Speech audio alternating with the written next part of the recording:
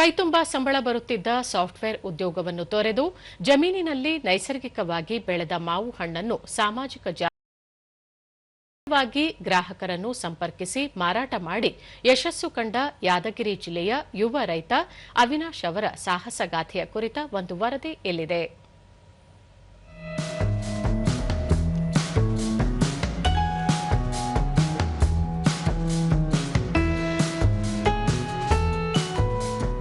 ಯಾದಗಿರಿ ನಗರದ ನಿವಾಸಿ ಅವಿನಾಶ್ ಹಪ್ಪಳ ಎಂಜಿನಿಯರಿಂಗ್ ವ್ಯಾಸಂಗ ಮಾಡಿ ಉತ್ತರಾಖಂಡದಲ್ಲಿ ಕೇಂದ್ರ ಇಂಧನ ಇಲಾಖೆಯಲ್ಲಿ ಹೊರಗುತ್ತಿಗೆ ನೌಕರರಾಗಿ ಕೆಲಸ ಮಾಡುತ್ತಿದ್ದರು.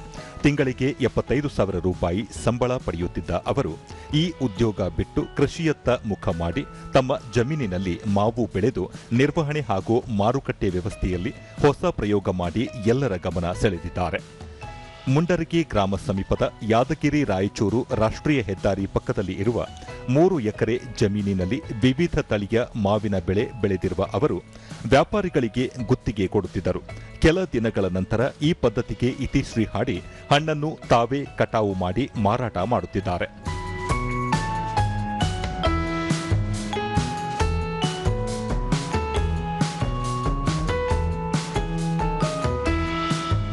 ಈ ಮೂಲಕ ಬಂಗನಪಲ್ಲಿ, ಕೇಸರ್, ದಶೇರಿ, ಮಲ್ಲಿಕಾ, ಹಿಮಾಯತ್, ಖಾದರ್, ತೋತಾಪುರಿ, ಸ್ವರ್ಣರೇಖಾ ಹಾಗೂ ಮಲಗೋವಾ ಸೇರಿದಂತೆ ಹಲವು ತಳಿಗಳ ಮಾವುಗಳನ್ನು ನೈಸರ್ಗಿಕವಾಗಿ ಮಾಗಿಸಿ ನೇರವಾಗಿ ಗ್ರಾಹಕರಿಗೆ ತಲುಪಿಸುತ್ತಿದ್ದಾರೆ ಹಾಗೂ ದಾವಣಗೆರೆ ಸೇರಿದಂತೆ ವಿವಿಧ ನಗರಗಳಲ್ಲಿ ತಮ್ಮದೇ ಆದ ಗ್ರಾಹಕರನ್ನು ಸೃಷ್ಟಿಸಿಕೊಂಡಿದ್ದಾರೆ.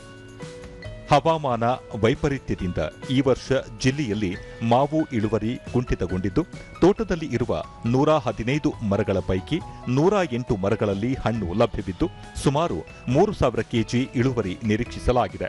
ಖಾದರ್ ತಳಿಯ ಮಾವುಗಳಿಗೆ ಉತ್ತಮ ಬೇಡಿಕೆ ಕಂಡುಬಂದಿದ್ದು, ಒಂದೇ ದಿನ ಸುಮಾರು 800 ಕೆಜಿ ಹಣ್ಣು ಮಾರಾಟವಾಗಿರುವುದು ಸಂತಸದ ಸಂಗತಿ.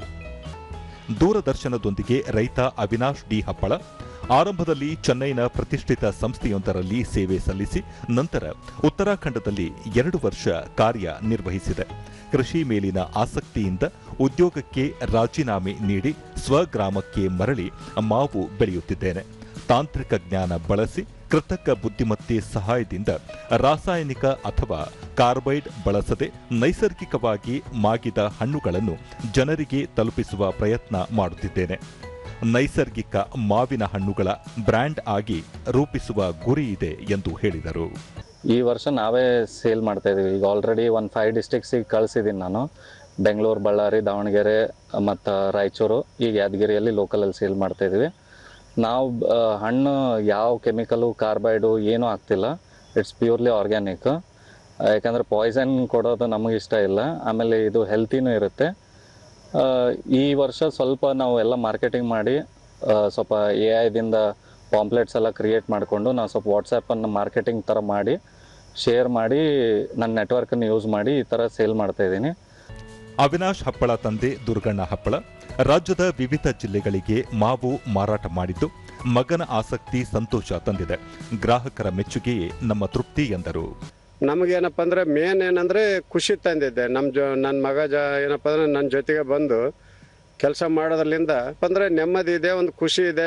ಯಾರು ಜನರು ಏನು ಹಣ್ಣು ತಿಂತಾ ಇದ್ದಾರೆ, ನೈಸರ್ಗಿಕವಾಗಿ ಮಾವಿನ ಹಣ್ಣು ನಾವು ಜನರಿಗೆ ಕೊಡ್ತಾ ಇದ್ದೀವಿ. ಯಾರು ತಿಂತಾ ಇದ್ದಾರೆ ಅವರು ಇಲ್ಲ ಸರ್ ಭಾಳ ಚೆನ್ನಾಗಿದೆ ನಿಮ್ಮದು ಅಂತೇಳಿ ಹೇಳ್ತಾ ಇದ್ದಾರೆ. ಅದೇ ಒಂದು ನಮಗೇನಪ್ಪ ಅಂದರೆ ಖುಷಿ ತಂದಿದೆ ಅಂತ ನಾನು ಹೇಳ್ತಾ ಇದ್ದೀನಿ ಸರ್.